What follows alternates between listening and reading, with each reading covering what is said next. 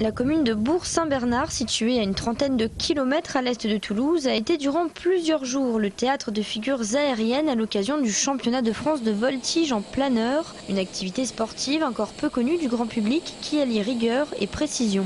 Dimanche avait lieu l'épreuve du programme libre où chaque pilote compose lui-même son parcours.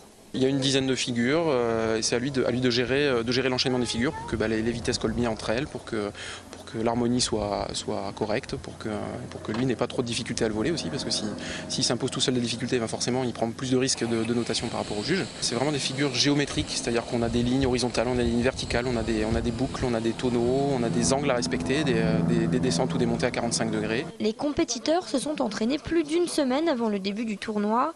À quelques minutes du passage, chacun se prépare à sa manière. Mais lorsque les pilotes jouent avec les courants à bord de leur appareil dépourvu de moteur, le plaisir de voler est toujours le même. Je crois qu'il n'y a pas beaucoup de pilotes qui sortent contents de leur vol parce qu'il y a toujours des petites erreurs qui se voient plus ou moins du côté des juges. Dans l'ensemble, on est toujours satisfait d'avoir volé parce que c'est quand même un plaisir et qu'on cherche à trouver dans la compétition. Il faut avoir 16 ans pour obtenir sa licence de planeur, mais apprendre les bases du pilotage peut se faire dès 14 ans.